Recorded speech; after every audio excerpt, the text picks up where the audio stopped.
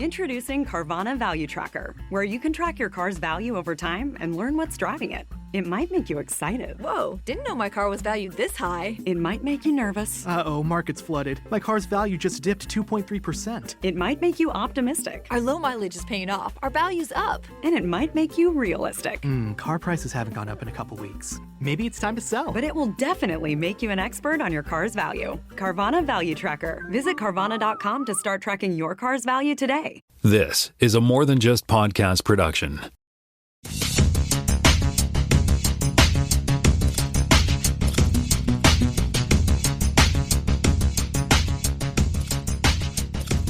Welcome to this podcast, Season 6, Episode 4.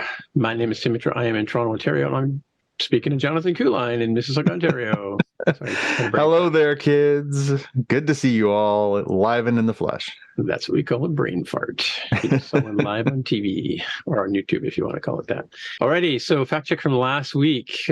Even more groups of simian-type animals, but chimpanzees are also called a troop or also a community. Whereas when I looked up gorillas came up as troop, but also as band. So you can have a band of gorillas, or you could have gorillas the band, which isn't really a band. It's a couple of guys, right? I thought a band was a band of brothers. I got that mixed up. That's what if they have guns and it's World War II, 1 or something. I don't know. I've never seen Band of Brothers, actually. Yeah, 2. Huh? World War II. Okay, thanks. I thought you were going to say Band of Brothers 2, like the sequel. What? Yes, Band of Brothers 2. We're back. Yeah. More bandy. And last week I was talking about the C-3P model droids, but they're actually called 3PO series of droids, and they're protocol droids, of which C-3PO is one of.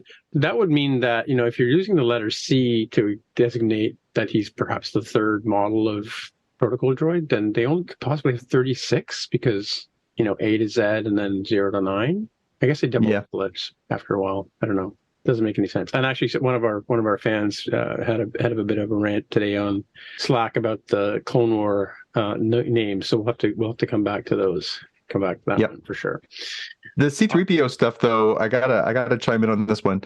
So if this is an official designation, you'd think this would be given out by the factory, right? Like the factory makes them, the factory gives them these designations. But didn't little Anakin make C-3PO? So how does he get to insert his random designation into this? All right. Well, let's move on to our headlines. And first up is Jonathan, because he's the only other person here today. First up and last up. Here we go. We'll start with some Star Wars news this week. We are obviously in a lovely spot right now where we've got Star Wars The Bad Batch going, and we've got Star Wars The Mandalorian going. But we got a little bit of... I can't tell if this is bad news or good news. I'll leave that to Tim in a minute. But there was news this week on Variety.com that a couple of Star Wars projects that had previously been announced are officially toast. So the project that had been announced with Patty Jenkins directing, the Rogue Squadron series, has been scrapped. They're not going to do that movie, and there was talk that maybe that was going to be like a trilogy or something. Not happening. It has been canceled officially. They have also canceled the project they had announced previously involving Marvel executive producer and chief Kevin Feige, who was going to be doing a Star Wars project. That one is now canceled as well. So 2 movies that were announced previously are now off the schedule. The thing that they did say that they are continuing forward with is a film by Taika Waititi, which they had announced previously. He is still doing that. So that movie's still coming. And Rian Johnson said that he is still committed to doing his trilogy that he had previously been announced, and that was like 2017. That was ages ago. He said he was going to do a trilogy that was unrelated to all of the Star Wars Skywalker saga stuff, and he said he's going to continue producing that and working on that, even though he's been busily working away on other projects like Knives Out and Poker Face, the new TV show as well. So 2 things still going, 2 things canceled, but we've got a little bit of clarity on where we're going on the movie side of Star Wars for the time being. Interesting. Yeah. Well, but didn't we establish last week that all Star Wars leads to the Emperor Palpatine in the Skywalker saga? Isn't that we that's canon, right? Well, I said it. It must be true. I heard it on the internet. I heard it on a podcast last week. You heard it on a podcast? It must be true. Sure.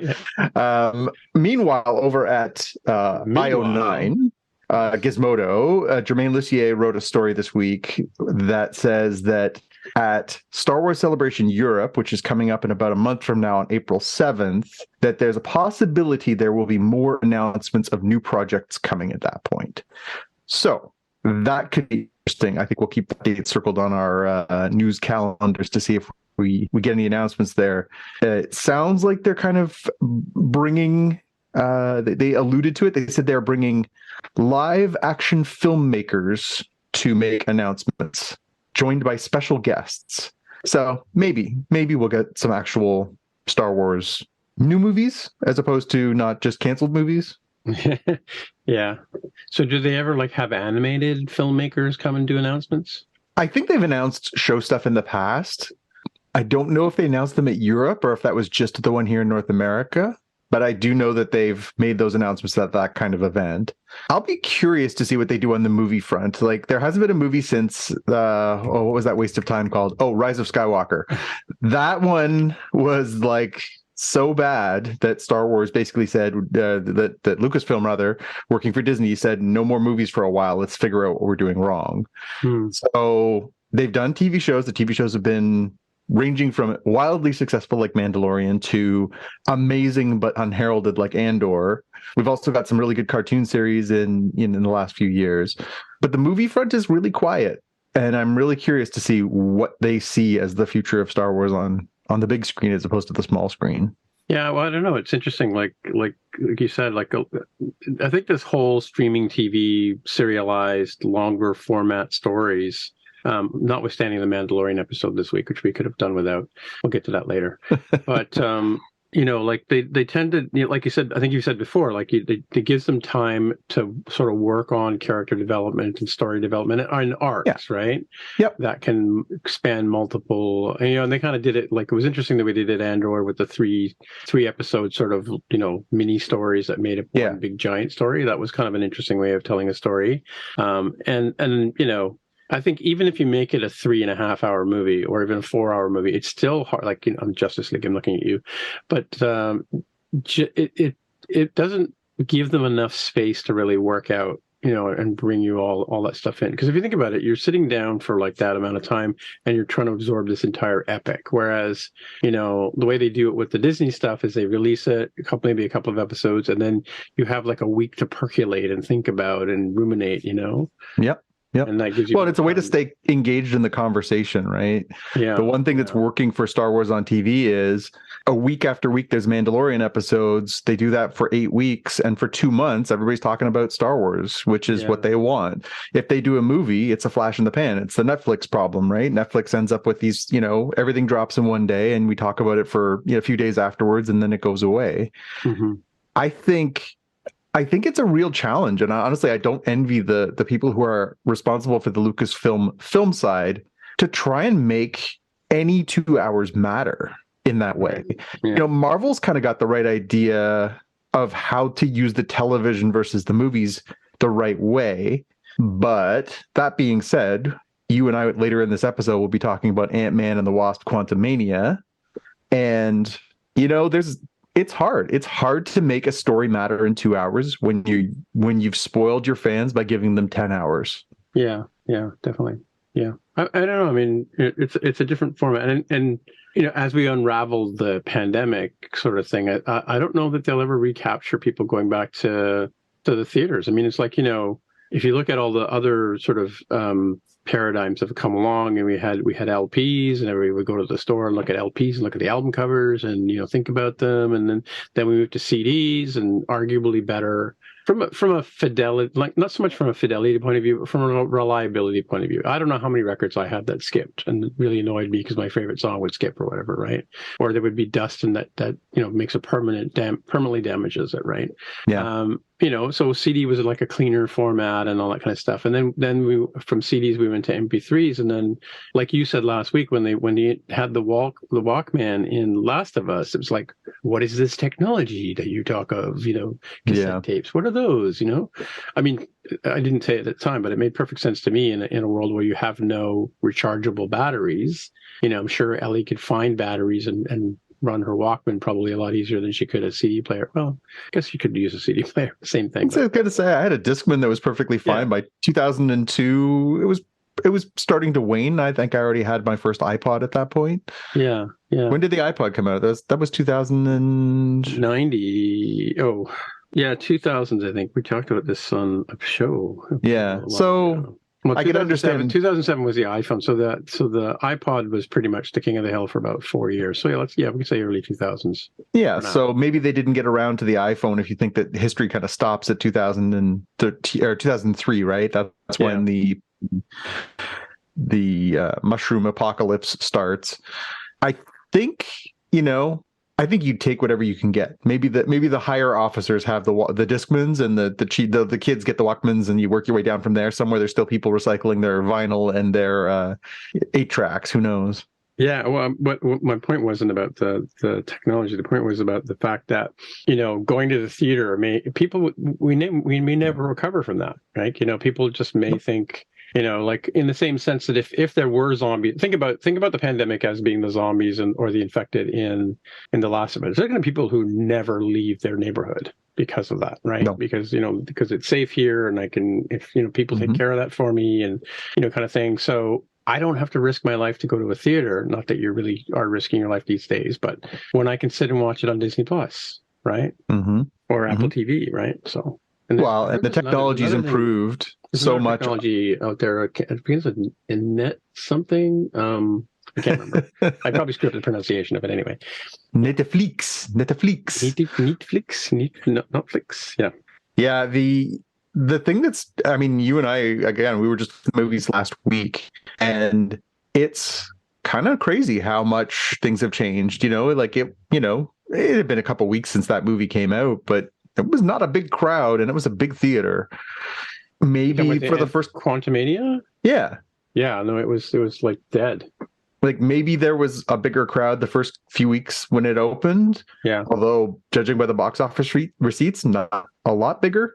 I don't know. Like I say, it's really tough when you give people that experience at home. You've got these great pieces of technology now, these really great, HDR televisions and great surround sound and, Dolby Vision and all these great things to make your experience of home watching better.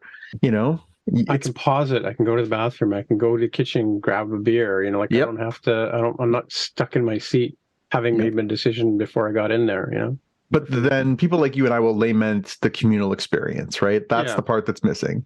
And there's been some moves towards that. There's features on a lot of the platforms now that you and I could watch something simultaneously on any of those channels right now, which is fun and fine, but it's not the same experience as going and sitting together and making, Mystery Science Theater cracks at all the stupid stuff we see in these movies. It's just a very different experience. Yeah, I don't know. Ironically, I was added to a Star Trek Slack channel at work today, but looking at the conversations, there were some people haven't even started watching Andor yet. They're still trying to get through, or they haven't watched. Some people haven't watched Picard because they heard season 1, season 2 were so bad. Whereas if you're in a theater going mode, there's going to be a large percentage of us that would have gone to the theater every weekend or whatever, right? So yeah, for sure. I'm just finding it the world is coming back to normal. I've noticed that the streetcars are getting more and more busy. It could be the line I'm on is not the Queen Street line, and the Queen Street line I think is closed down for 2 years. That may be why I'm getting more people on my streetcar, the King Street. But over the last couple of weeks, I've just noticed more and more it's getting more heavily used, but that's a different paradigm because that's going back to work, right? Yeah, you don't have to go back to a theater. Right? No. Yeah. No, and as you say, user habits are easy to change in their way, right? Look at how fast we all picked up and started watching things on streaming versus the way that we were getting them before. It used to be you'd have to sort of tune in, and then it was, you could get them on home video, and then you could get them on these different formats, and then TV shows were coming on these box sets, and now our habits are into the streaming world. It's easy to change user habits, and it's hard to change them back. It's funny, because you say that because, as you know, you and I both still have cable, and so I have a PVR and I have a whole bunch of shows that I watch I watch. I'm doing air quotes Hmm. on my. Did you PVR, collect on some sort of digital device? Well, but now what it is like like I just binged like the last season of Young Sheldon, because I've been too busy watching Apple TV and Disney Plus and that other net something. I can't remember what it's called. But I've been watching and Amazon Prime. Can't leave them out. But I'm just like my PVR is complaining because it's like 75-80% full because I haven't been watching the shows, right? So Yeah. But that said, I a while ago when I got this, I don't know what happened, but I ended up with a new. I don't know. I ended up changing my settings. It used to delete every 14 days, which forced me to watch, right? But now I did something where I just sort of said, yeah, like leave them until I decide I need room or whatever, right? And so shows are just piling up. I've got movies piling up over there that I have to go back and watch, and Yep. So it's kind of like there's too much choice, right? To do that. And by the same token, though, if I could have watched Ant-Man Quantumania at home last week, I would have done that. I had no compelling reason to go to the theater and watch it other than the fact that it's the only way to watch it right now, right? But yep. And that's the real angle right now. The only thing that the movie theater can offer you is exclusivity to a point. Yeah. And then beyond exclusivity, a different experience because of its scale and scope and the communal experience. Yeah. It's easy for people, especially after 3 years of being segregated, it's easy for people to be like, nope, and nope. Like, I've got enough stuff to last me the 6 weeks or, 8 weeks or 10 weeks or whatever it takes for it to come to an online streaming service. I'm good for the next 10 weeks. Yeah. I'll just not go to certain places on the internet and hope I don't get spoiled. And if I do, meh. When was the last time you were spoiled so badly that you were like, well, I'm not watching that? What do you mean by that? Oh, yeah. Like, I can't avoid social media. So I work in social media. Yeah. I can't avoid social media. And yet I've still managed to avoid certain spoilers on things that I care about. Yeah. But even when I do encounter one, I'm not like, oh, that's ruined it for me forever. I'm like, life goes on. That's the price you pay. You have to accept that as the cost of not watching something immediately. And if you accept that, then it's no big deal and you move on with your life. Yeah, true. But by the same token, though, I've also heard people that say they don't listen to our show because we talk about this and talk about that, or they don't want to get spoiled. They don't want to hear, something or other, But then listen after the fact. Like, if you're not ready to watch Picard when it's coming out week to week, cool. I happen to know somebody who lives in this house who is not up to date on Picard, but when they sit down and watch a Picard episode, then they go listen to Spotcast. Oh yeah. that works for us. We're fine with that, Well, that's the point. I mean, like when I joined this channel today, I felt like saying to these guys, like who hadn't watched season 1 of Picard, well, when you're ready, tune into the podcast. We've got a lovely little discourse going. Kick the back catalog going. Exactly. Yeah. Right. Yeah, we're not taking those down anytime soon. Feel free to go backwards, everyone. If you want to start, once Discovery ends next year, you can listen to the whole catalog along with it. Just we encourage this. Or not. Yeah, maybe don't listen to some of our early episodes. I do put chapters, so if you want to skip the Discovery stuff, you can just, there you go. Get on to the next thing. Cool. All right. Let's move on. So, next news item. Speaking of not on Disney Plus. Not on Disney Plus. Well, I think a lot of people have been waiting for a date for Avatar: The Way of Water, or Avatar 2, if you prefer, to come to Disney Plus, because they had been pretty consistently doing about a 6-7 week window that, if you're willing to wait a little bit, this stuff comes out on those channels. Well, Avatar is proving to sort of break that method that they've sort of established.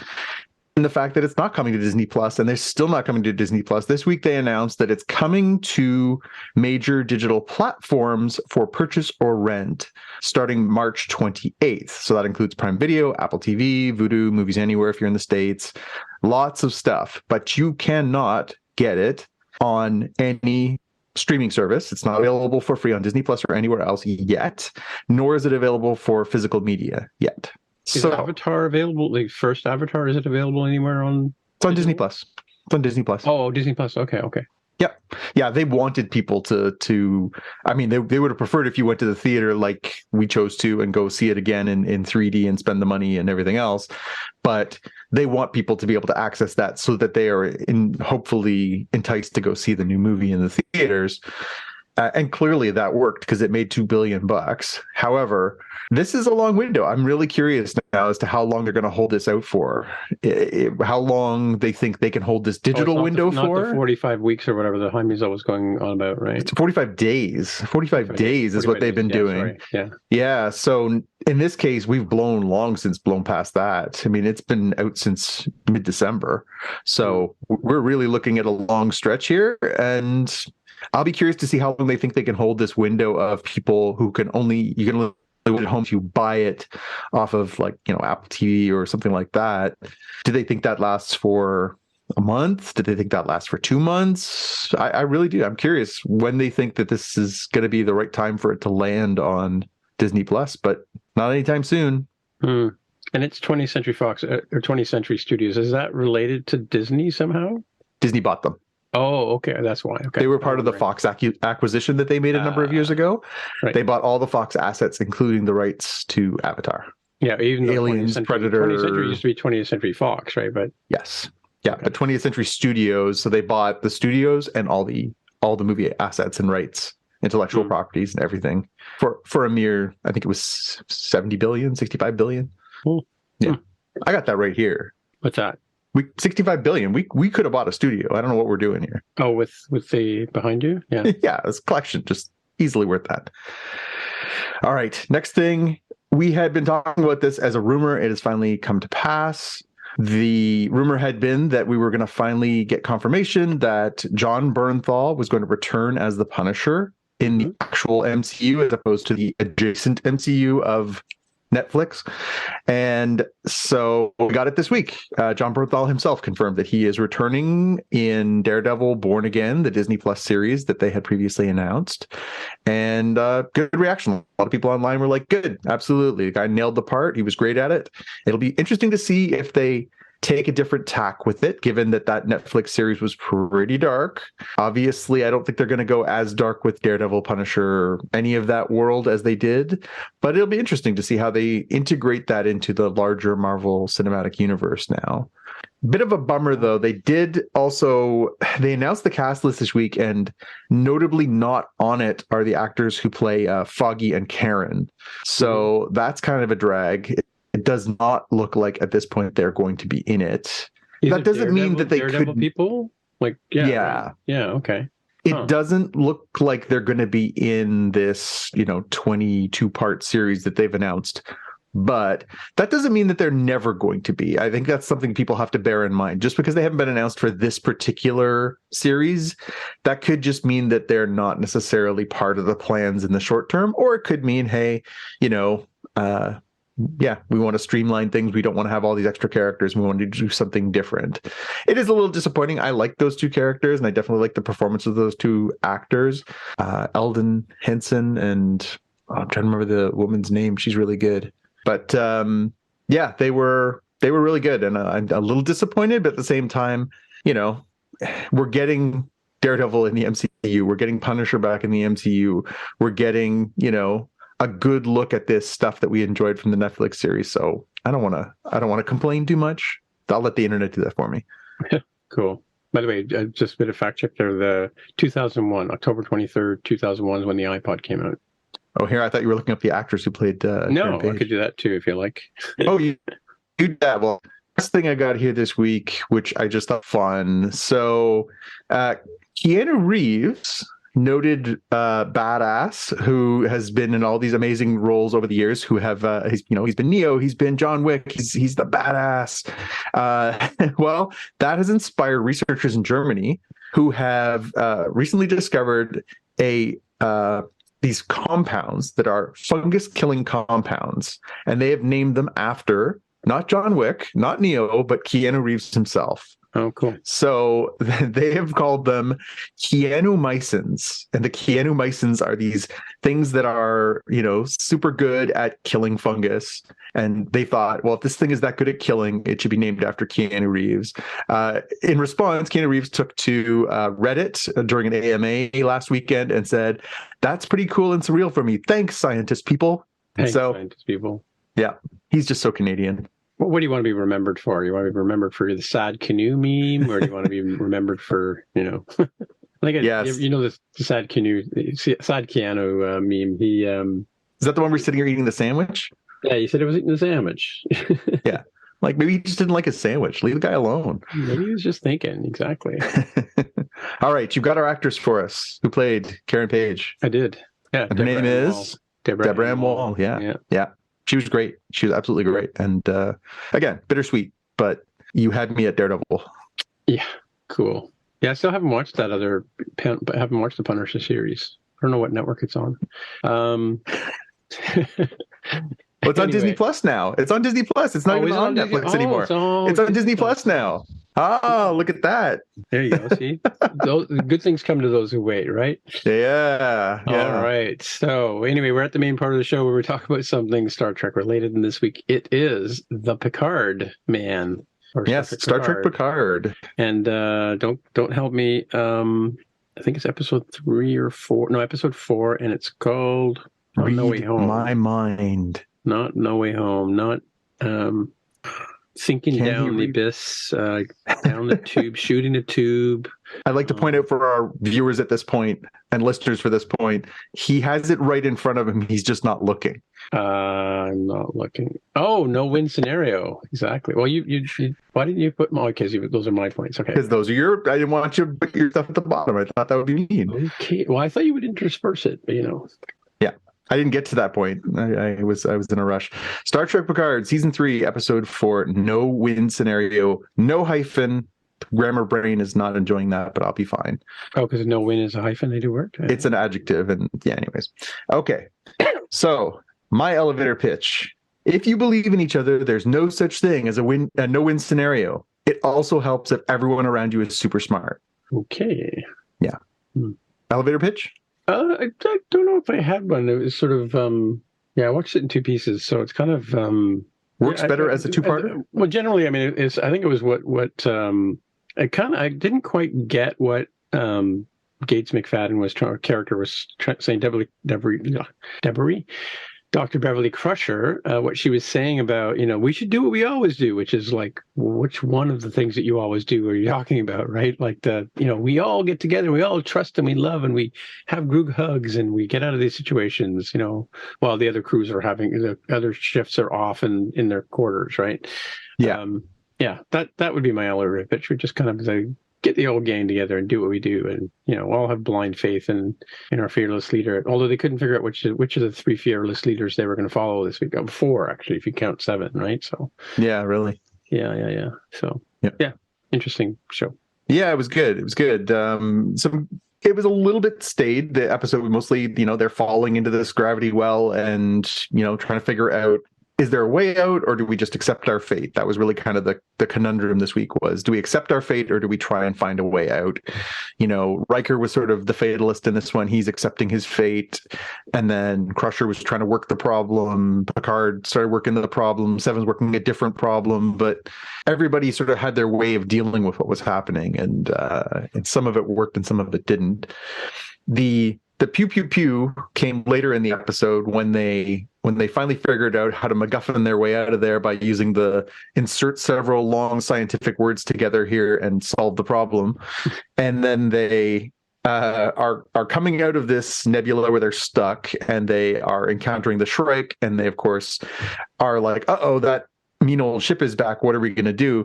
Conveniently, that mean old ship. No weapons, exactly. Yeah. Yeah. Conveniently, the mean old ship had just dropped its number one weapon with which it completely owned the Titan last week. So, yeah. If you can explain the logic of that one, I'm not sure.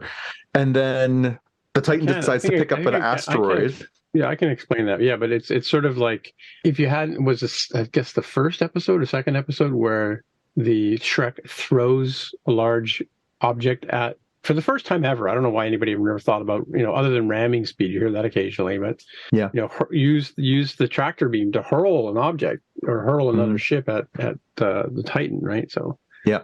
So in turn, they decided that turnabout is fair play, and they whip an asteroid at this thing and disable it so they can do their getaway. That was a pretty cool maneuver. Yeah. And it even has the punchline like that first episode. They drew a ship at us. This one is, did you throw an asteroid at them? Yeah. And Riker expands on that with an expletive, which we will not say on this show. Oh, did he? Okay. The Easter egg hunts, there was lots of good stuff in here. This whole series has been one giant Easter egg because it's a nostalgia fest, right? They reference Encounter at Farpoint, of course, the first episode of Star Trek The Next Generation. You called that a couple of weeks ago, right? Thank you very much. I did call that a couple of weeks ago that's probably what was going on. And sure enough, it happened that the nebula was a living thing. It was going to birth little space babies. Also, when Picard is he's flashing back and he's encountering those cadets while he's sitting at the bar and he's trying to enjoy his lunch and the cadets are asking him questions. They ask him a question and he's telling them the story about his encounter where he and the alien captain are stranded on the planet together and they have to learn to speak each other's language. So he learns to speak in metaphors, Darmok and Jalad Tanagra. Did you talk about that in the show? He referenced it because he said it was only our willingness to continue to work together that sort of got us out of it, right? And it's about that willingness to never accept defeat. There are no win scenarios, right? So a nice little reference to that one too.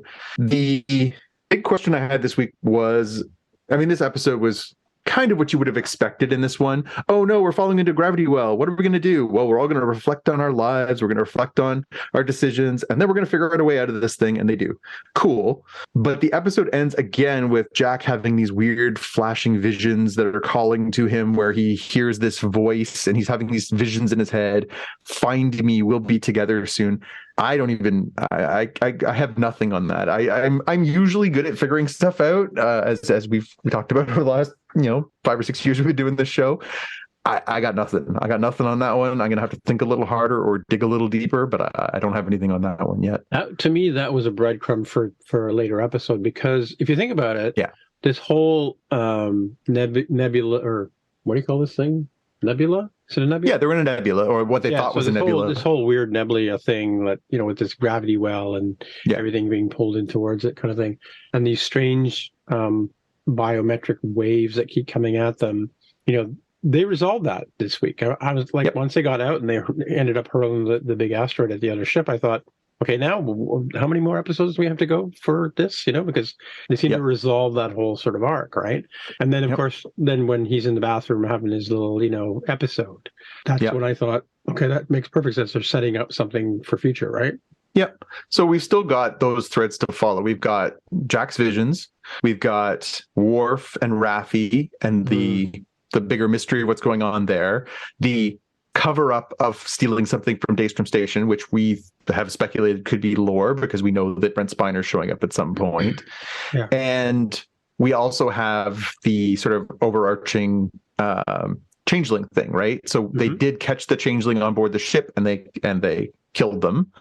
We also found in this episode that Vadich is actually also a changeling as well, right? She at one point chops off her hand, and then it basically reforms as part of the collective, the Great Link, and starts speaking at her, right? That was okay, right? Yeah, I assume that we're meant to think that this is a way that they have of speaking to one another that we just have heretofore not seen. Also, can I just say for the record, and I know that technology's come a long way, so we can do things better now. In the 1990s, when we were watching Star Trek Deep Space Nine, the way that the changelings were shown, or the Dominion were shown, was as this sort of viscous goo. Now they look like rotten meat. It's really off-putting. Yeah, but they were like shiny liquidy gold kind of liquid, right? Back in the day. Now they look like somebody's beef tartare that they've regurgitated. It is just very unpleasant to look at. This is the thing, is as a seasoned Star Trek watcher, when she cut off her hand, that was the first time we sort of saw this thing morphs up into a face and talks to her. I thought it was just a weird sort of Emperor Palpatine holograph thing vehicle. Yeah. But I mean, the I didn't make the connection that at that point that she was a changeling until when Seven shoots the changeling in the corridor, and it sort of turns into that bigger version of that disgusting, inside. It looked like something. It looked like a transporter accident. Is what that looked like. Oh, it was. Absolutely. When the people came inside out, that's what it looked like, right? So yeah. No, it again, I get that obviously technology's caught up and you can do things, you don't have to do them as rudimentarily as they did 20 years ago, but it's kind of gross. What was wrong? It was kind of gross. It was a little gross. No, I'm just saying, like the old gold, liquidy, mercury, whatever that was fine. I mean, I think that's a VFX department showing off is what that is. Yeah. Somebody had to justify their budget, I guess. Yeah. I had some good quotes, and then there was also some good scenes. So have we done the Easter eggs yet, though? Yeah, we did the Farpoint and the Darmok and Jalad. Did you have something else you want to throw in there? The tunic tug. The tunic tug. Good one. When he sits down in the con, he does the very quick tunic tug. The plumber chair spin. Yep, saw that. Because she spin. I wonder if they said, your dad spun his chair when he played General Kang. Maybe you should do that too. And she does the spin. And so the thing that they eject. I freeze framed it and I sent it to you on I saw that. Yeah, Slack earlier today. It actually said Daystrom Institute on it. I think that was the portal weapon. Right? It is, but then there's still that lingering Worf and Raffi. They think that there was also another theft thing going on too, right? Right. Well, so what I think was happening was that because she's ordered to go in into the nub, and she's ordered to basically commit suicide. They don't care. You got to get this done, or we're going to suicide you anyway, right?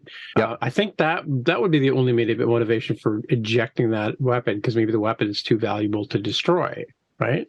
I got the impression it wasn't that. I got the impression it was they would have been too bulky or heavy to be able to get back out if they still had that thing glued to the front of their ship. Or was it glued on the front of the ship? Yeah, because they spit it out. I think it was basically showing the Daystrom Easter egg, like I said. Yeah, maybe. Again, good detail by the VFX team. Yeah, and those are my Easter eggs too. Yeah.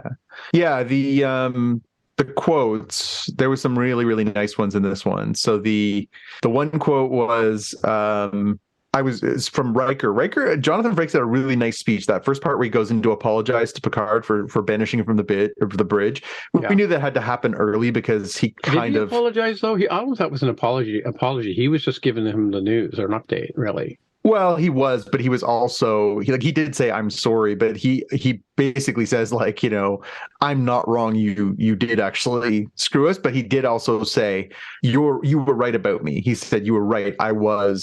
I'm afraid to die now because I'm not convinced that death isn't the end. Oh, there is anything after that. I see. Yeah, because he does that whole speech about his son and watching his son be lowered to the ground. Again, Jonathan Frakes, nice speech that he had there, that little monologue. Mm-hmm. And so as part of that, he says, I was running from this only to find it again. This is the end, my friend. I thought that was really a nice sort of summary of that, how lost he is in that moment. Mm-hmm.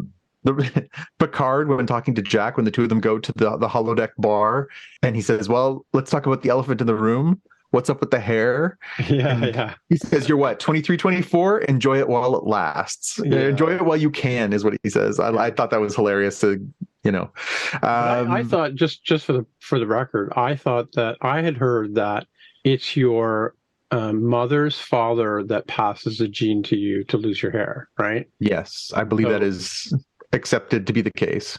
Yeah. So, because I know people whose fathers were bald but didn't lose their hair. Yeah, not like you and me, but Well, to be fair, you made it a lot further than I did, but even mine, but I trim mine. My dad never lost his hair, and he was a few years older than me when he died, right? And he still had a head of hair, right? Yep. But I keep my hair very trim, very short, just because I don't really think it's worthwhile doing anything else about it. But my grandfather on my mom's side had, pretty thin, but still had some hair. If I grew it out and combed it over like he did, it would probably look very similar at this point.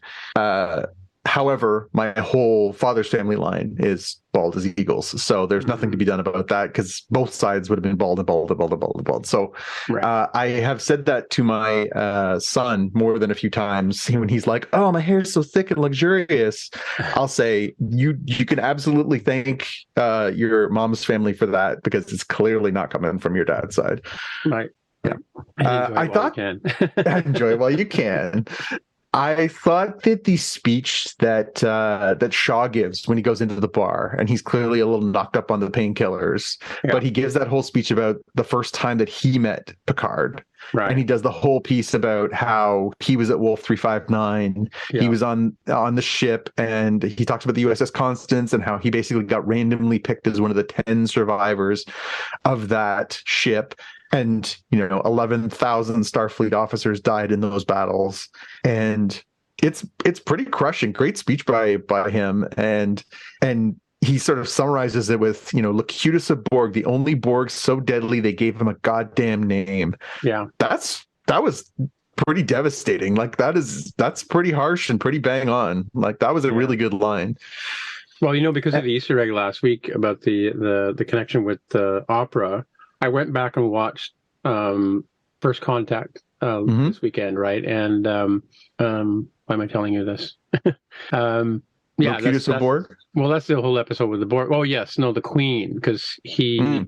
there's a scene where Picard and the Queen are in, I don't know, the warp room or wherever they are, right? Yeah, engineering, and because he sort of says, "I know you," and she says, "Well, I am the collective," and he goes, "But because the question is like, why did the Queen manifest as? Like, why did they have to have that character in the story other than to be the nemesis to both Picard and Data? But but the just the sort of that she has sort of a unique identity, even though she says she's the collective, he says, I know you.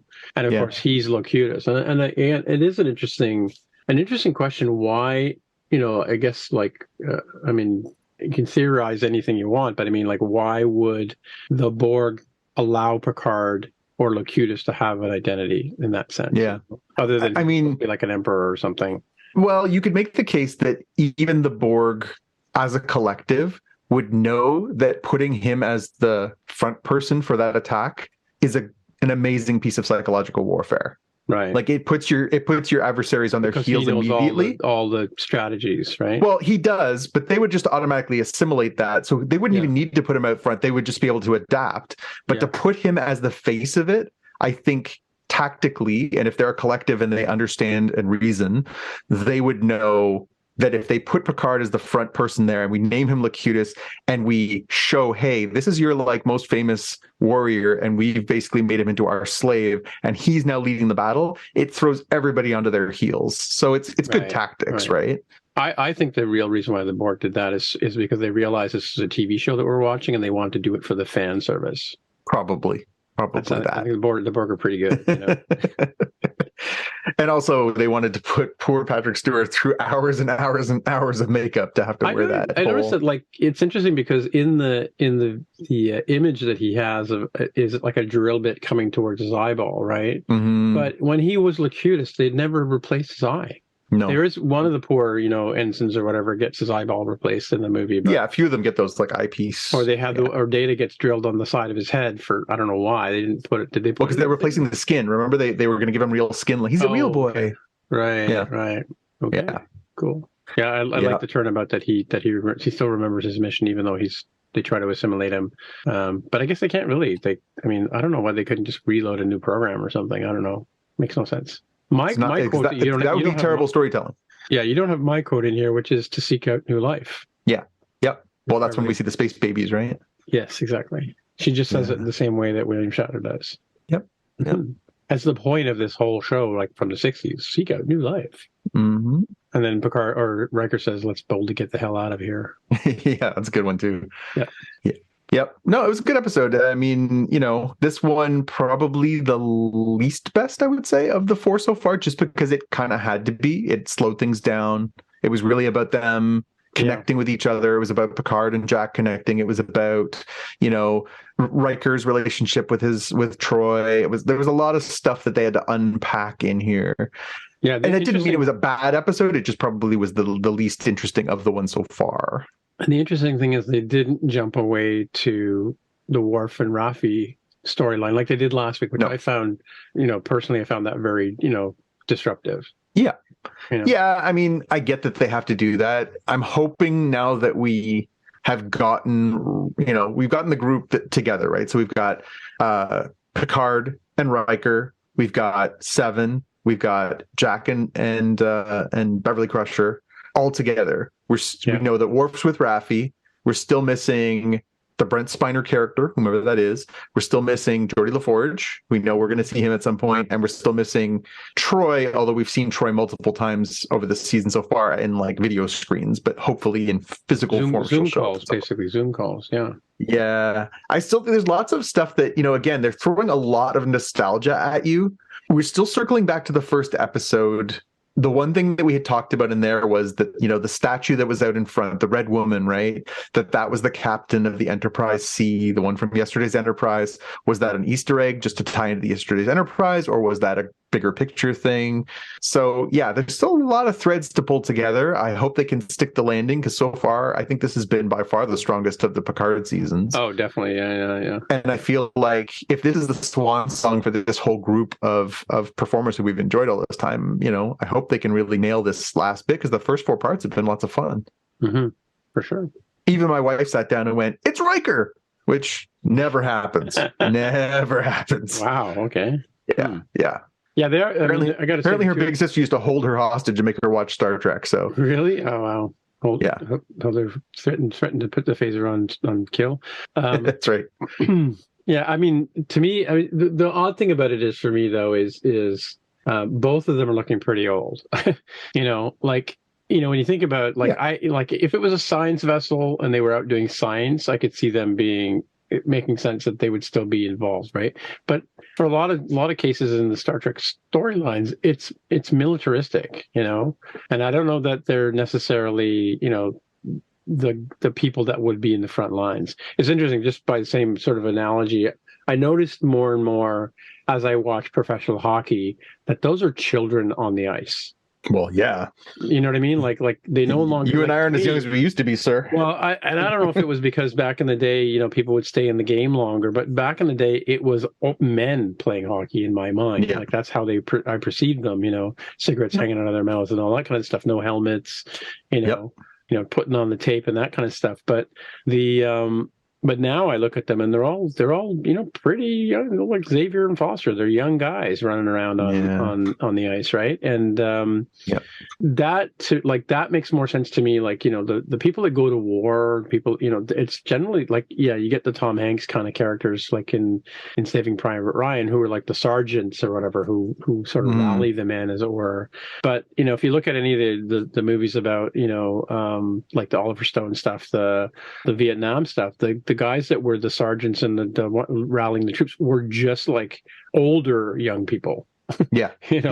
They weren't like in their 40s or 50s or 60s or 80s, But it depends too. I mean, I guess the part with Star Trek that you have to sort of carry with you is age is differently perceived in the hundreds of years. If you had gone back and shown them 82-year-old Patrick Stewart 100 years ago as the admiral of leading a ship in a mission, they'd have been like impossible. They didn't have 82-year-olds back then. Yeah, exactly. Yeah, exactly. Whereas 300 years from now, if you say that this is the status quo, that somebody works into their 80s, well, sure, that seems perfectly reasonable if the lifespan of human beings is extended, right? So maybe that's the math that we don't. My point is, would you put them on the front line though? Who knows? Again, it's hard to say. Right. It's quite possible that you don't even go to Starfleet Academy until you're in your 20s or 30s, or who knows? Like maybe you don't do things at the same pace that we do them now, right? Yeah. I don't know. Okay. All right. Should we move on to Mandalorian? Mandalorian, yes. My elevator pitch was, I don't understand why that show was even put on, but there you go. That's what I said about last week. I said last week was just it was basically, in case you didn't watch Book of Boba Fett, here's what happened in Book of Boba Fett. That's what last week's episode. This one at least had some momentum going forward. It was basically, well, my elevator pitch was, with a little help from Din and Grogu, Bo-Katan learns that sometimes you can go home again, right? The whole point was to try and get Bo-Katan into the bigger picture of what's happening on Mandalore. It was definitely screen time for Katie Sackhoff, I love Katie Sackhoff. I can't tell you how, like, I smile when I see her wearing that outfit. The fact that they cast her to do the voice all those years ago on Clone Wars was cool. Okay. He was the voice of Bo-Katan on Clone Wars cartoon. And the fact that they used her voice then was cool. The fact that she is now also continuing to play it in live action makes my heart happy. I love her. I think she's a great performer. I think she's a lot of fun. And just seeing her reclined on the throne in her little castle, and then seeing her, like, you know, Bo-Katan was an awesome character in the cartoons, and I loved seeing her actually get into the action. So that's kind of what I felt like this week's episode was about, was reminding us that Bo-Katan is an important character and that Katie Sackhoff is a badass performer. And so I'm willing to go, you know, the whole, like, you know, Grogu has to escape and it's cute. And I get it. I get what they were going for. But really what this episode was for me was bring Bo-Katan closer to the Mandalorian storyline and bring her back to Mandalore, where obviously if you're a fan of the Clone Wars cartoons and even to the Rebels cartoons, you know that there have been these successes and failures for her and her family over the years. And she mentions that in this episode. But to get to see her, like, in that scene where she's taking on the spider monster and she picks up the Darksaber and just goes to town. Oh man, that was awesome. That was so awesome. That was my was cool, What I don't understand though is why did the first of all, the spider monster capturing, like laying on the sand and sort of capturing Jindarin, but why did they why would a robot or droid put Jindarin on a spit? Well, because it looked like it was draining his spinal fluid. Oh, is that what it was doing? Oh, okay. I think that's what it was doing. I never got a clarity on that. I've been trying to avoid, before we do our pods, I try not to sort of look too hard at what other people are speculating, but it didn't look like it was draining his blood. It looked like it was draining his spinal fluid, and maybe that's what it needs for some of its whatever the heck, who knows, because it's a bioorganic creature. Maybe it needs something like that. Right. Okay. Again, I think they leave that to your imagination, just to be like, oh my God, he's tied up and he's getting something drained out of his body by this horrible thing. But maybe I should show at 2:00 in the morning. Okay. I liked the juxtaposition too of when the cave people, which I think she calls Alamites, attack Din earlier on. He is trying to use the Darksaber. He loses his gun and he decides to use the Darksaber, and he still can't control it. When he goes to pick it up, it's heavy in his hands. He doesn't know how to wield it properly. He's fighting it. And they mentioned that in the previous season, that he is not used to it. I think it was in the Book of Boba Fett when he tries to use it. It's not really... But it's her family sword, right? It's her family sword. Well, theoretically... she would have been, well, I mean, the last one to legitimately have it was Sabine Wren, right? And then she handed it to Bo. Bo took it that was in Rebels. And then at that point, theoretically, she was supposed to go on to leadership. We know that from watching this series that didn't work out. So the idea is it's kind of like the Elder Wand in Harry Potter, right? You have to defeat the person, or you have to basically take it off somebody in combat. You can't just have it. You have to earn it. But what I'm wondering about this week is, so Din Djarin uses it, and he gets defeated by the bioorganic spider guy. Then when she goes down to rescue him, she picks up the Darksaber. That is, Bo-Katan picks up the Darksaber and uses it to chop the spider guy into little pieces. Right. Does that mean that it's hers now? Because that thing beat Din. Exactly. He beat that thing. Does that mean it's hers now? Because he takes it back at the episode and he sticks it behind his cape. Does that mean it's his, or does that mean it's hers? Because clearly she knows how to wield it. We saw her pick it up, and she's not fighting it. She's using it exactly like you'd use a laser katana. And that immediately percolated in my mind. Does that mean that he should be giving it back to her and saying, clearly this is yours? again, I get your point that this wasn't like the most important It was episode like, we've gotten. go take a bath. There's always a bigger fish, the whole big fish thing in the water, and Well, there's a lot to that though. So I guess the big question I had was, is Bo going to be a leader or is Bo going to be a follower, right? Is she going to take what's happened here and is she going to then go back with Din and start following the ways of old Mandalore, like the Death Watch people, the Children of the Watch that he's affiliated with? Or is she going to go on her own path and try and find a different way to unite the Mandalorians? Well, she had that sort of kick-ass rebel thing going with the other two ladies she was traveling around with last time when they met Luke Skywalker at the end, right? Yes. Well, there was that one mission where Din runs into them on the planet, right? And they were pretty good. Yeah, and they're all flying around, and yeah. But I think the bigger question is, and I've seen this, this one was unavoidable this week. So at the end of the episode, and again, obviously this whole thing is spoilers. I'm going to say spoilers anyways. But the end of the episode, she takes Din down into the mines where he wanted to go. He goes into the quote unquote living waters so that he can be cleansed, and then therefore he can get back in with the Children of the Watch, which is what he wants. Right. He steps into the water, he steps off an edge, and he plummets.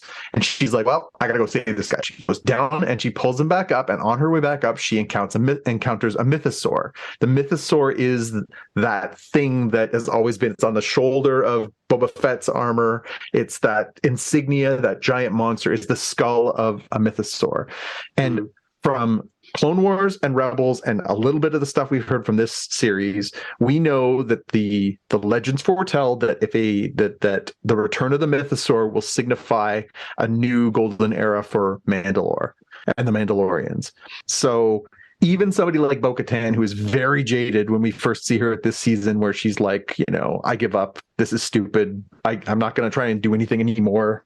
The fact that she sees this mythosaur in the flesh for herself, right? Oh, I see. I'm really curious to see what this means. So I think if all you take away from this episode is Bo-Katan is awesome, so is Katie Sackhoff, and that mythosaur can really be a game changer for what happens to the Mandalorians this season, that's pretty good. That's pretty good. Okay, cool. Easter egg, R5D4. The original R5D4, the still same has a bad R5 motivator, hasn't got that motivator fixed yet. It's still, not the most ideal of the R2, R5 units, the astromech droids. I like Pelly's line. I had that in my quotes. Don't be a coward. You're an astromech. Act like one. Yeah. But again, fun that she actually calls it out. It is R5D4, same one we saw from the original 1977 the same pyrotechnic Star Wars movie. In the same area where the motivator blows up. Yeah. That's right. And the other quote that I really loved was when Bo-Katan is coming into the Civic Center area on Mandalore, and she's there with Grogu, and she looks down at the ruins of the city. And again, if you've watched any of the episodes of Clone Wars and you've seen this big, beautiful, sprawling metropolis, to see it in these ruins, and she says, "This was once a beautiful civilization. My family ruled it all. Now it's a tomb." Mm-hmm. You can feel the pathos. That's she's feeling that, and that was a good delivery of that line too, I thought. Yep. Cool. So all things being equal, I think there was some good stuff in this one. It's still slow burn. It's burning, but it's going forward, and I think that's kind of what you want. The Bad Batch. Star Wars. The Bad Batch. Star Wars. The Bad Batch. The Outpost. Season 2, episode 12. The Outpost. Yeah. I like these episodes. So far they've done this is the third time this season that they've done these sort of away from the gang, away from Clone Force 99, away from the Bad Batch, telling a story sort of off to the side. Mm-hmm. This one focuses in on Crosshair. So we had a previous episode that was Crosshair and Commander Cody, and that's the one where Cody in the end defects. And in this one, we come along. So my elevator pitch was good soldiers follow orders until they're pushed too far. Yeah. And so we've seen through the first 2 seasons of this show, and we're coming closer to the end of this season. We've seen that Crosshair was the one who couldn't get over his programming, that he still was my elevator pitch is Crosshair is a slow learner. Yeah, absolutely. Bang on. The Clone Force had been saying all along, like, dude, get with the program. This is not what we signed up for. And Crosshair was like, no, good soldiers follow orders. Good soldiers follow orders. We hear the clones say that over and over again. Good soldiers follow orders. And no matter what happens to the clones the clone troopers within the Empire. Now we're seeing them all being decommissioned and treated like, well, my quote, I think, speaks to volumes about this. So the one quote was from Lieutenant Nolan, the sort of prim jackass lieutenant who's leading this mission. I don't like used equipment, is what he says when he's talking about going on a mission with the clones. That spoke volumes. Well-written line that really kind of brought home that he didn't see them as equals. He sees them as essentially about as valuable as a blaster or, you know, a droid, that they are just not real things and they're not reliable. And so no matter how many times this comes up, Crosshair's like, no, good soldiers follow orders, good soldiers follow orders. Well, here he finally reaches his breaking point where he goes on this mission. He's treated like crap. He ends up one of the last two surviving clones on this mission. They try and do what they're told, even though it's essentially a suicide mission they get sent on. Go out into the frozen wastelands and track down these raiders who are invading us, just the two of you, and take them all out. And they do. And they go and they're successful and they do this. But unfortunately, it causes an avalanche that in the end basically kills this other last surviving clone. And Crosshair finally hits that broken point when he comes back and he's like, we did this for essentially nothing. We were trying to rescue like pieces of armor for other troops. Like what am I doing here? And, you know, again, Mayday, the troop that he goes on the line has the line, we're good soldiers, we followed orders, and for what? And Crosshair takes that to heart and he ends up putting a hole through the commanding officer, and good. But then he wakes up, you know, the next day and he's in the clone lab that we've seen in the past few episodes. Right. And so now the question becomes, well, what's going to happen with him there? But then we also have that sort of intersection where we sort of see Clone Force 99 and Crosshair's story starting to come together. Right. Yeah. And, you know, maybe this is the thing. So that was my big question was, is this the thing that finally gets Crosshair back to the Bad Batch? So what do they do in that clone lab? Like what's... Well, it seems like it's that same arc that we're seeing in Mandalorian, right? It seems like the idea there is the Emperor wants a cloning project. Oh. They wanted to take, you know, all these things going together. Again, they want, in the Mandalorian, they want Grogu because they want his midichlorian count, and they want a clone in the future for the last trilogy. They want to clone an Emperor or a Snoke or all of the above. Right. Yeah. And in this case, what they're doing is basically, you know, the start of that whole storyline. I'm curious. I'm curious to see if we finally do see the reconciliation, because it has felt a little weird when Echo left to go off with Rex after that little two-parter. The Bad Batch feels weird. Like there's just the three main members. There's, you know, there's Hunter and Wrecker and Tech, and then Omega. Omega. And so yeah, it's just the four of them now, and it feels small. It feels like, because since Echo's gone, it feels like there's an attrition. It feels like something's off, and so it'll be interesting to see if they do bring Crosshair back this season, or if that's still exactly. Yeah, absolutely. And he's a cool character. He's really interesting, and the fact that he finally hit his breaking point this week, I thought was really quite telling. Yeah, cool. I like what they're able to wring out of this cartoon. Like, it's not a lesser than just because it's a cartoon. It's a damn good series. Mm-hmm. Definitely. It's very, very similar to Rebels and Clone Wars in that sense. Good story. Yeah, there are occasional throwaway episodes that are a little kiddish or cartoonish or you know, just a little less purposeful. But more often than not, these are good, well-told, poignant, and well-performed stories. And yeah, if you're not watching them, you're missing out.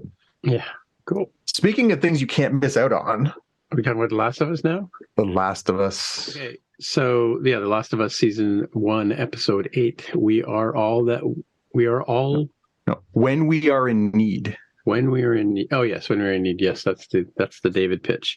So my pitch on this show is, this is another boss level. Where no, it is. Yeah, it is. Yeah, no, I know. And it culminates with Ellie trying to get away from David in the restaurant that's burning down, and you know, he's like, join me, and together we'll rule the galaxy. Oh no, that's something else. Yeah.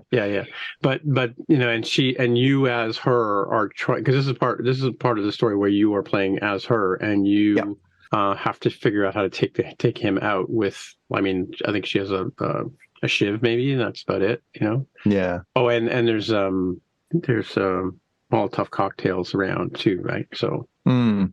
yeah, if I'm not mistaken, I think there was there might have been some infected in that restaurant too, because she had to sort of deal with those as well. But at the same time, she can't get out because she has to get past him to get out.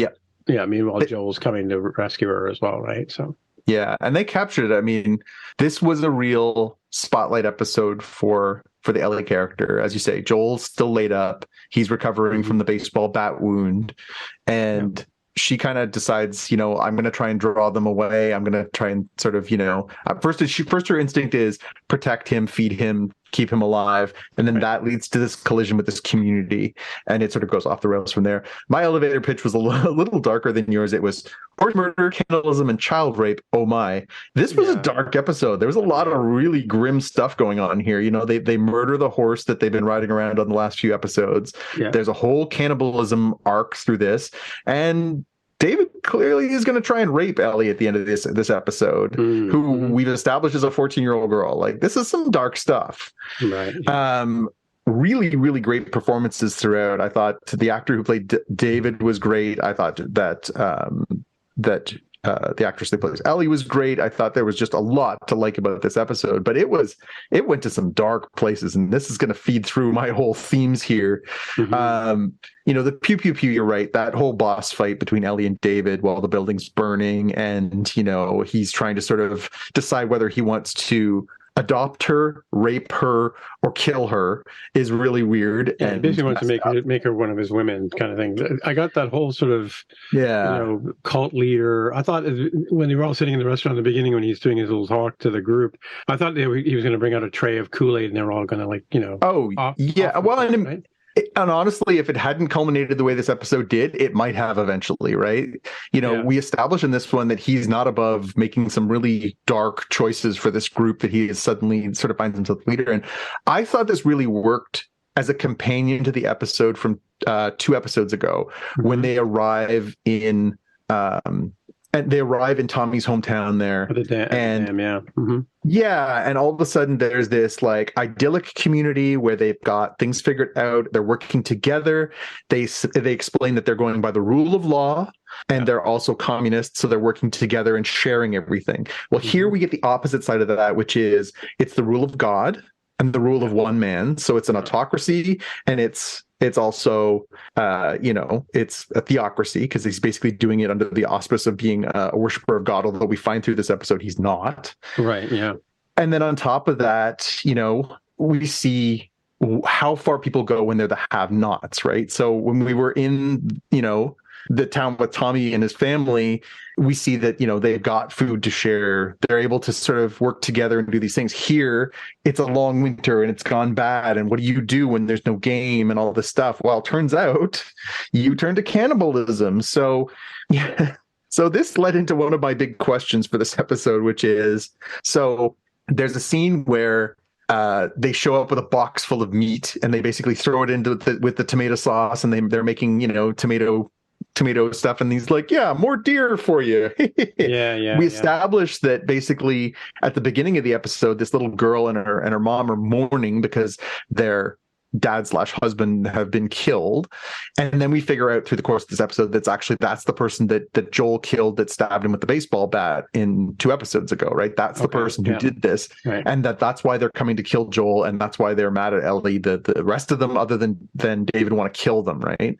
Or want to kill her. So he says early in the episode, David, says, we'll bury your dad in the spring. The ground's too hard. We'll bury him in the spring. But of course, we know that what's happening is they got his body back and they've been carving off pieces of it and eating it because they're starving to death. Yeah. So big question. How likely is it that little girl and her mom are eating the dad and husband?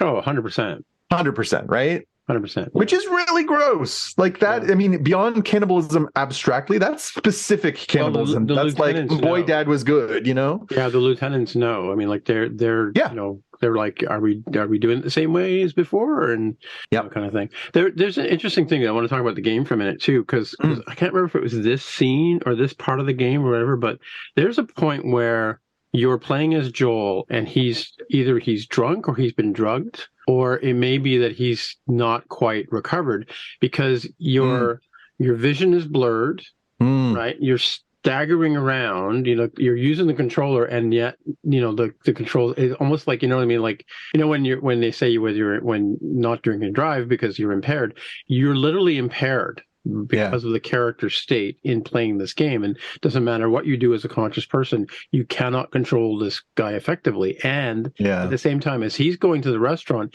he's taking out all the people on the way there. So you're being stealthy, and you're doing it, and so, but it's a really effective part of the game where you're incapacitated, and yet you still have to get to, because you don't know in the story as it's unfolding in the game that you're not what's going to rescue Ellie. Ellie's going to rescue herself. You do at the end when in the restaurant, when Joe kind of comes through the door, and they let's get on the horse, and not that they have a horse, but it's going to say, get on my shoulder, let's go.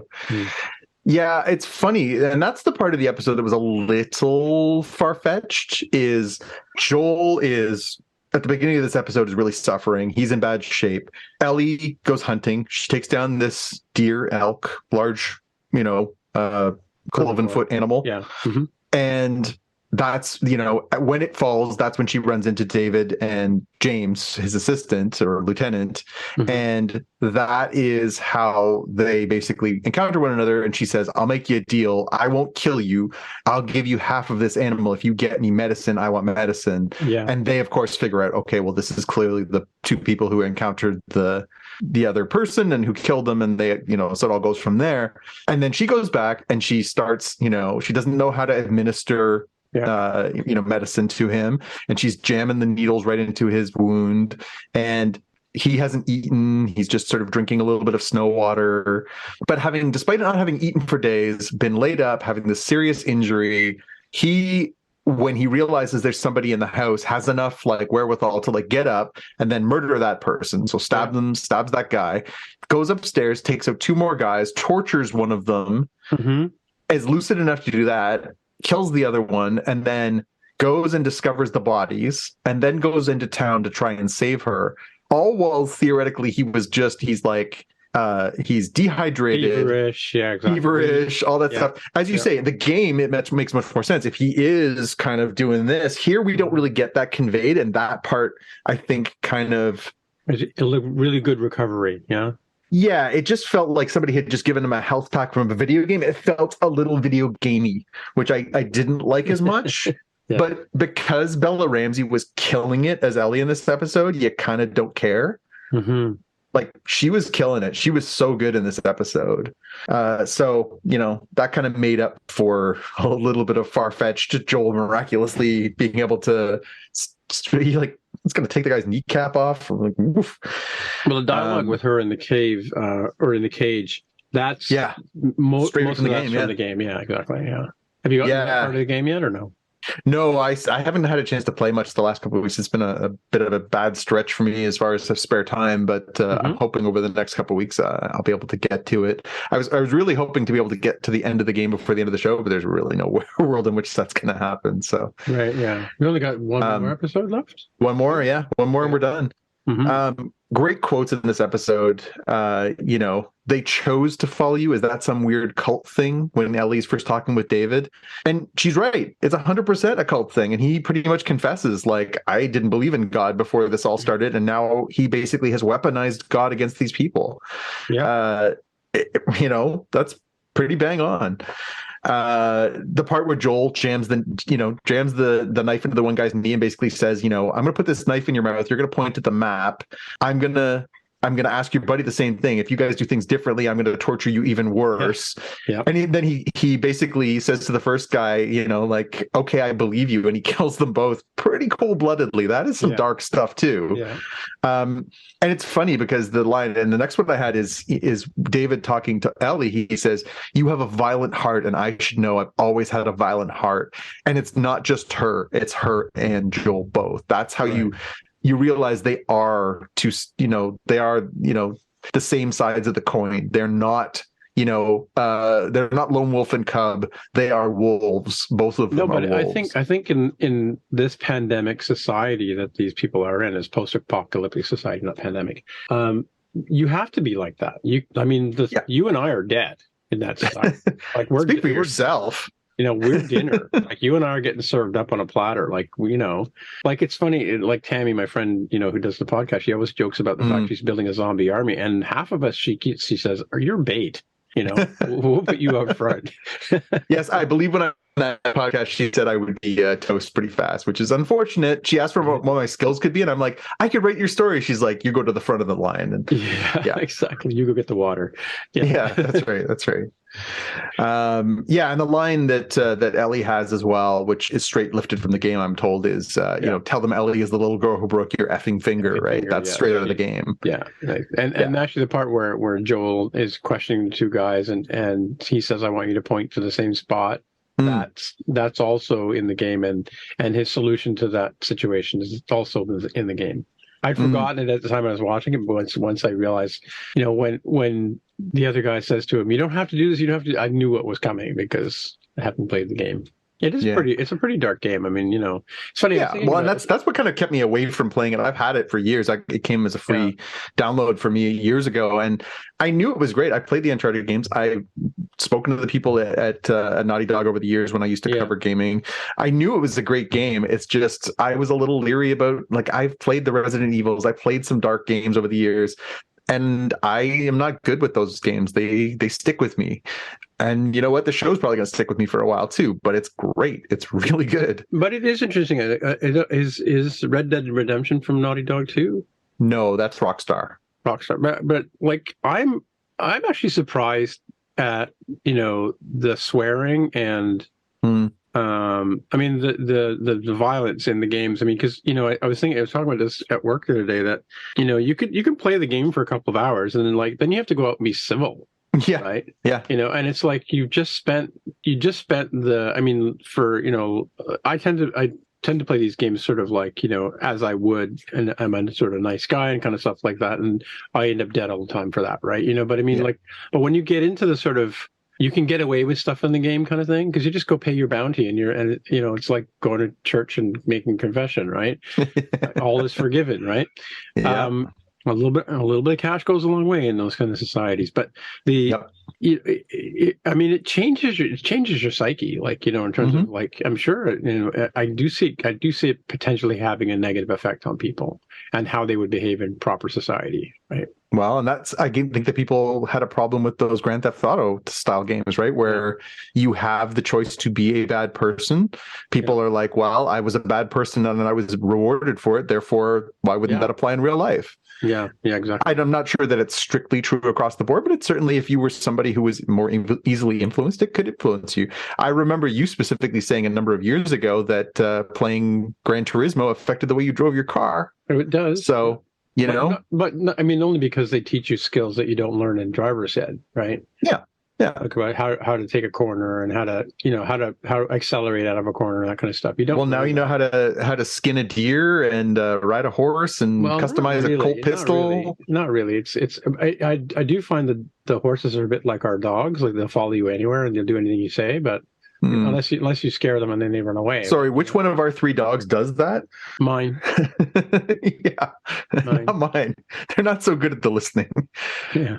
I'm working on it. I'm working on it. No, I don't. That's what I mean. Like, horses don't listen too. But I mean, like, like I found, like, if you're coming up on a horse that belongs to an enemy, like, the foolish thing to do is try and check the saddlebags, because 9 times out of 10 it's going to hit you. It's going to kick you, right? So what I do is I just get on the horse and win it over, and ride it around for 5 minutes and brush it and give it an apple and it's yours, right? That doesn't happen in real life. It would probably work on all three of our dogs, though. Yeah, that's true. That's true. You petted it and you give it an apple, it's probably yours. Feed it. Yeah, sure. 2 more things for Last of Us before we wrap up. So the Easter egg that I had was that James, the lieutenant, was played by Troy Baker. Troy Baker was Joel, the motion capture actor and voice of Joel in the video games. Cool. All right, cool. So there you go. I didn't know that. That was just all over social media this week, so I saw that one pop up. The other one was a question. So the first question was, how likely is it that the girl and her mom are eating the dad? 100%. The other one was, so they're in this community. It didn't look like it was nighttime, because when Ellie comes out of there and reunites with Joel, it's daytime. Yeah. this mess hall, this restaurant that they're in, where they all commune and eat, and seems to be where they gather. It's like the town square, town center. Yeah.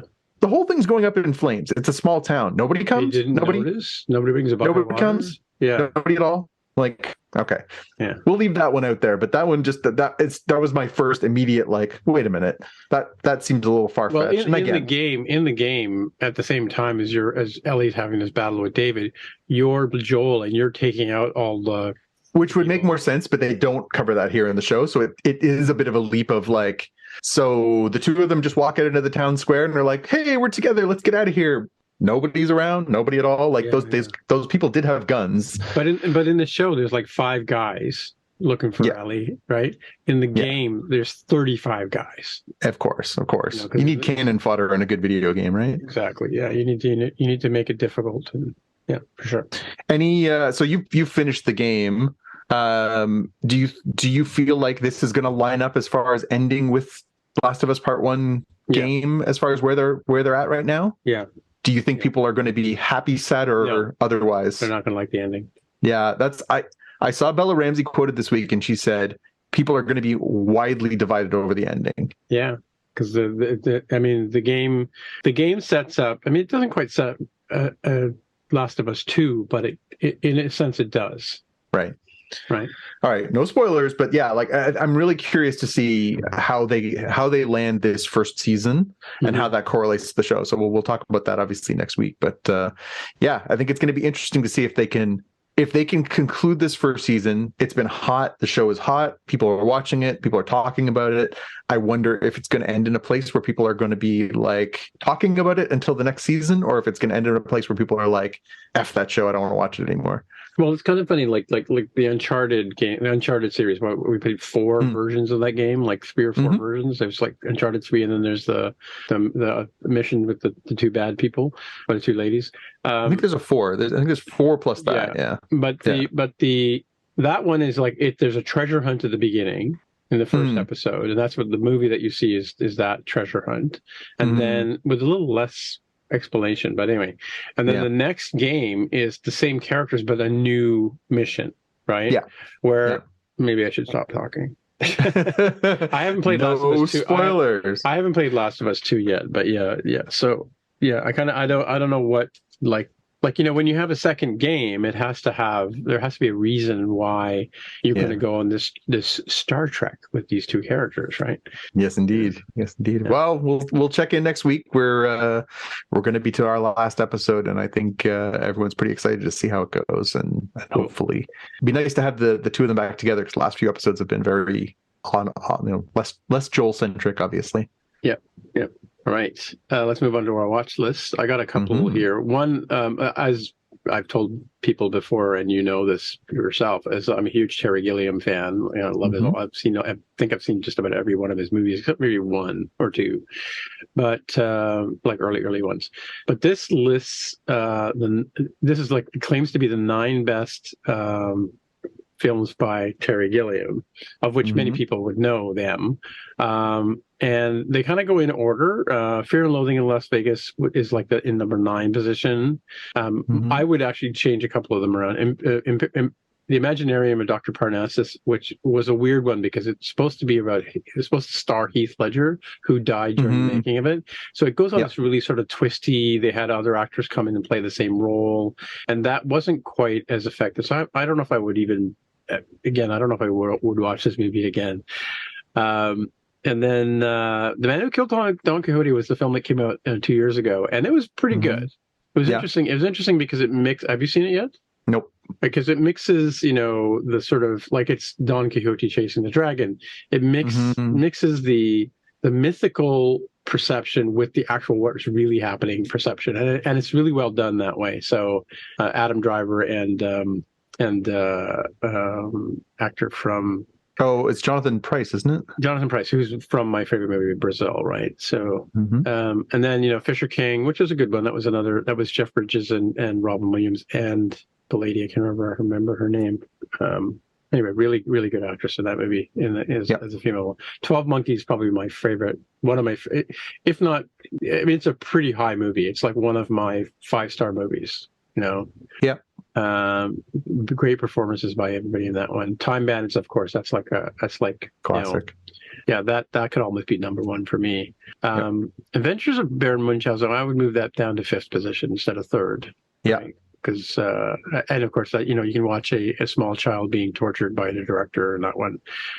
Yeah, that one stings a little bit because we as Canadians love Sarah Polley, and poor little Sarah hated that experience so much. We know the backstory. Yeah, the backstory. Yeah, hated that experience so much. It's awfully hard to watch that now and be objective. Yeah, and so they have Brazil number two, in position number two, which is Brazil is a great movie. I got several copies of it. And I've seen it 1,000 times.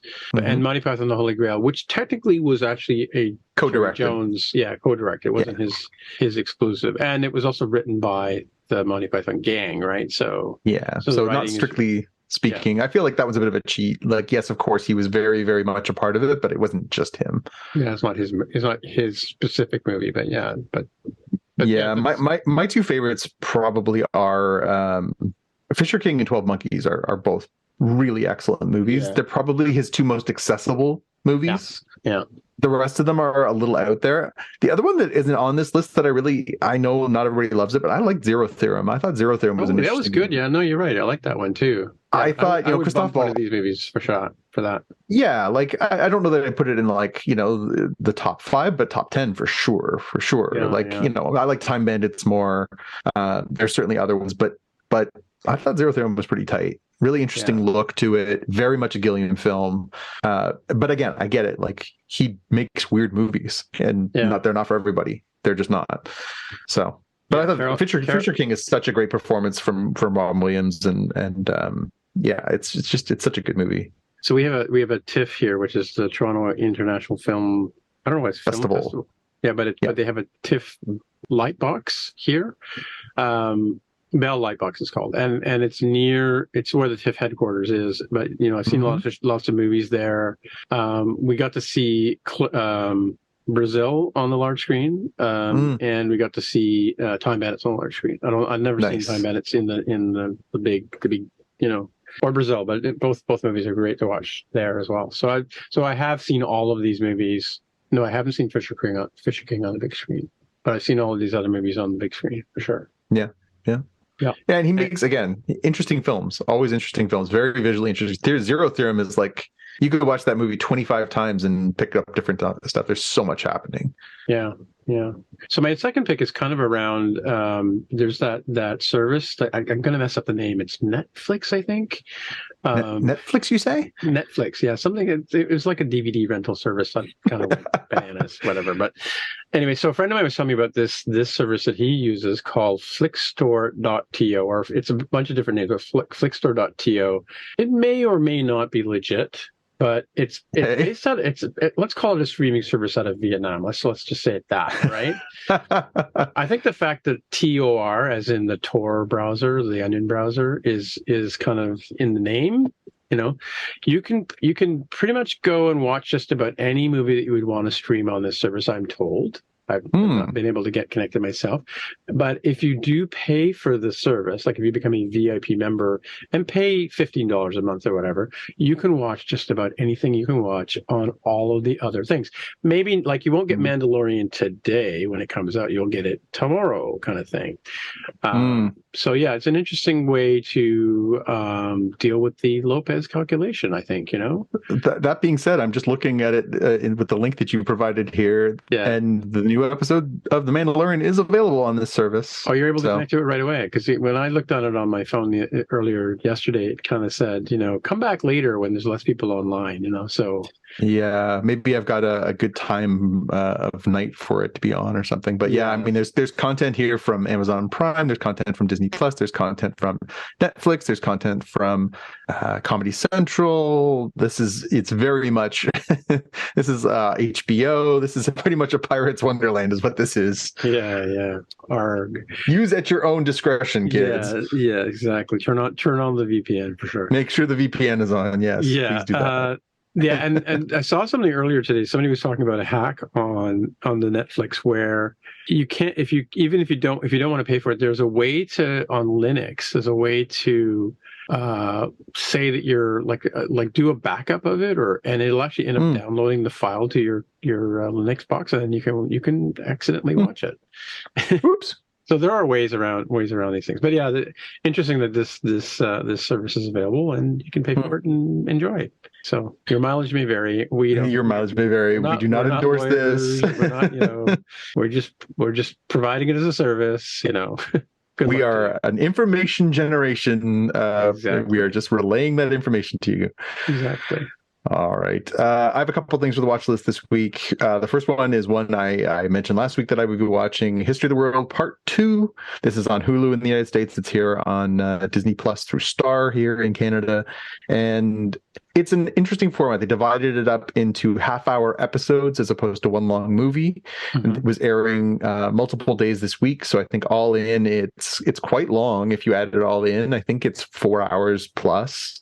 So is all of it out now, or because I thought it was like a weekly thing? Oh, okay. No, they were doing 2 episodes a day every day from Monday to Thursday this week. Okay. So there are 8 episodes in all. You got 2 a night for 4 nights. Interesting way to sort of roll that out. Probably an interesting experiment as far as like doing a mini series over the course of a few days as opposed to weeks. It does probably fall into that Netflix window of people won't be talking about this 2 weeks from now. But as far as like an event and something you could follow for a few days in a row, it's kind of fun.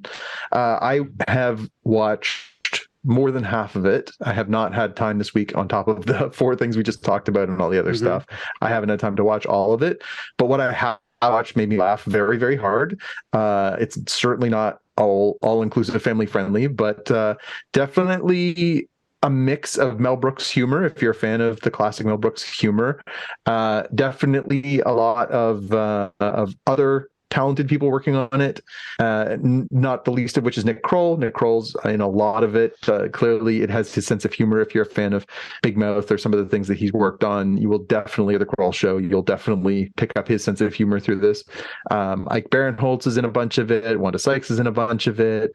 And just guest stars galore, Jack Black and so many other great So how does it compare to the Part 1 movie? Like, is it? It's pretty similar in that there is both these little sort of shorter 2-3 minute vignettes, and then there's sort of a arc of certain things that sort of carry through like running the whole thing. Kind of things, or well, no, more like recurring themes and characters, right? So they spend more time in this show on the Russian Revolution, because obviously there's a lot of Jewish people involved in the Russian Revolution. There's a lot of rich storytelling content in there. So they've been focused on that. So that has woven through multiple episodes. There's a whole woven storyline about the U.S. Civil War that's woven through all the episodes. But then there's also like 2 and 3 minute just bits and gags and stuff like that are, hilariously funny, but are just like a throwaway, 3-minute skit, something that's smaller. And that's very much tone-wise and sort of construction-wise very similar to the original 1981 movie. I think it's a good time. So far, I'm enjoying it. I haven't obviously gotten to the end of it, but if you're a fan of that sense of humor, it's definitely going to make you happy. Mel does an introduction at the beginning, and then he introduces each of the segments and stuff like that. So it does have Mel Brooks' fingerprints on it, even though obviously he's a man of quite advanced years. He's in his mid-90s now. But it's fun to see. And they did actually carry forward the skits that they teased at the end of History of the World Part 1. If you're familiar with the movie, at the very end, he says, "Coming soon, History of the World Part 2." And he says, "We'll have these bits." And one of them is Hitler on ice. They do a Hitler on ice bit. One of them is Jews in space. They do a Jews in space bit. So, it's definitely both an interesting little bit of nostalgia and also just a bunch of really funny people doing funny stuff and just being goofy. So, if you're into that, highly recommend. Well, if you've never sort of gone into the Mel Brooks catalog, I mean, he used to do these things with Carl Reiner where he was like the world's oldest man. Yes, and he was like a caveman in the early days, and talking about how he invented 10,000-year-old man. Yeah, 1,000-year-old man. Yeah, and then he did and then he was like going up into space and all kinds of stuff. And that to me, when History of the World Part 1 came out, it's very much in that same sort of sentiment. Those sort of long story gags, right, sort of thing, right? Oh, it's some of it is clearly like like stream of consciousness craziness. I mean, the original movie has, not only does it have Mel Brooks as the lead, but it's got Sid Caesar, it's got like all these incredible like 1950s, 40s, 50s, 60s comedians and stuff in it. It's just so stupid at times. At one point, when they're doing a bit set in ancient Rome, this guy walks by and he's supposed to be Oedipus. And of course, if you know anything about psychology, the whole story of Oedipus with, wanting to have sex with his mother and kill his father. At one point he walks by and Gregory Hines is one of the main characters in that. And he walks by and he goes, "Hey, mother effer," which is just the funniest throwaway line. But every time I've seen that movie 20 times, every time I see it, I laugh out loud. That line and the delivery of just seeing Oedipus and calling him a mother effer just kills me every time. Just kills me. Right. Yeah. So, again, if that's your cup of tea, if that's your sense of humor, enjoy. Yeah. Cool. The other thing that I thought we could recap just briefly for our watch list, you and I went and saw Ant-Man and the Wasp: Quantumania last week, and this is the latest MCU movie. Obviously, it's got sort of mixed reviews. People are saying, well, it's a Much Ado About Nothing doesn't really kind of advance the MCU plot overall. I thought it was fine. I thought it was enjoyable. It was a good couple hours. Movie, it was not, I would say, in the top tier of the Marvel movies. It's certainly not Civil War or Winter Soldier or Endgame. It's not going to be the first thing you pick out of their catalog. But if you're looking for just 2 hours of completely oddball sort of science fiction, it's fine. It's fine. Paul Rudd's likable. Michelle Pfeiffer's great, and also still incredibly beautiful. I think it's perfectly fine. I get people's complaints that it's not really substantial. Like there's not a lot that comes out of it. The only thing you really get out of it is that Jonathan Majors as Kang is great. He is probably the strongest part of the whole thing. And if he's going to be the linchpin that they build this whole next stage of the Marvel Cinematic Universe around, I think that's fine. I think he's got chops. I think he's a really good performer. I think he's got charisma. And I think in a way he's more effective than the Thanos character just because he's a real person. You see his face, he emotes. He's much more... he's just much more able to do things in a way that the CGI of Thanos wasn't. So I kind of like that a lot. He sort of has a menacing, like, saccharine kind of, like, sometimes he just seems like a normal guy, but you really know that you find out quickly that there is an undercurrent. And I think he kind of, like, you and I walked out of it thinking, a bit of a spoiler, I guess, that there are other incarnations of him. Is he really the bad one? Right. Or is he really the worst one, right? So, and the same way we got that out of the Loki series, right? Because we saw an iteration of him in that one, and now we're seeing a different version, and we know there's more and more and more of him throughout time, right? Him, them, yeah. And the other thing too is, like, I was explaining to Carol, and I had it sort of, to me, it was like Dr. Seuss with ants. Like, it was. Yeah. The thing about it is, I think that may be why, if it's unapproachable by the masses, it's probably because there's a lot of weird stuff in it. It's weird. It's weird. Yeah. It's undoubtedly weird. Yeah, it's got some sort of twisty, hallucinogenic kind of characters that are like just, Hey, that's what we should have brought instead of popcorn. Yeah. A little bit of hallucinogenics would have made that sing. Wow. Yeah, that's true. That's true.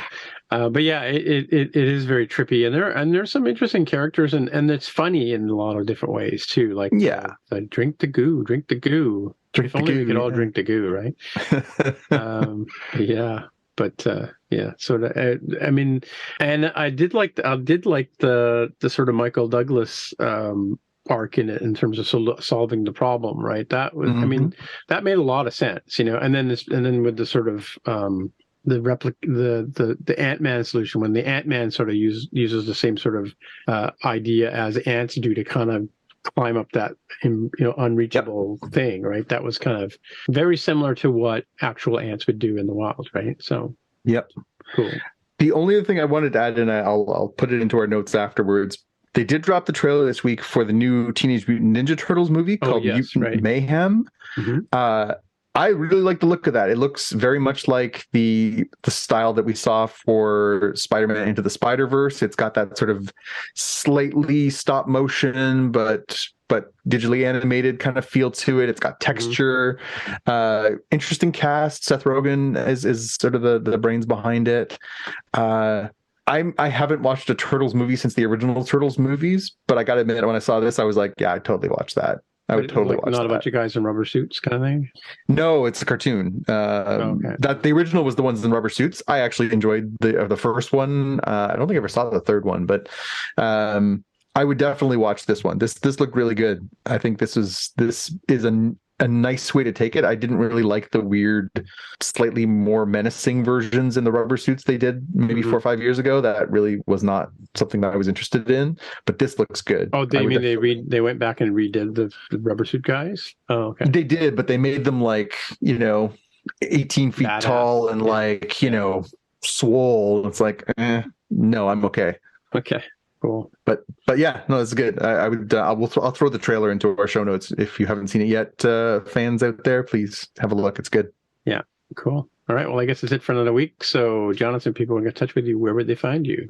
Well, since we're on YouTube, I'll start there. If you're on YouTube, you can find me at youtube.com/@JPK. That's where my channel is. Or you can find me on Twitter and Instagram as @JPK News. Yes. What about Jaime? What if you want to find Jaime?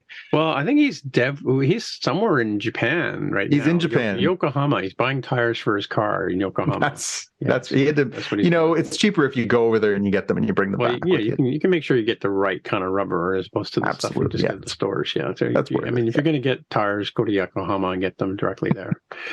But if you want to ask him questions about being in Yokohama, you could probably ask him by looking up for Dev with the Hair on Twitter. At Dev with the Hair on Twitter. Not on Mastodon, strangely enough. He's waiting to see. He's playing a wait and see game with Mastodon. That's what he tells me anyway.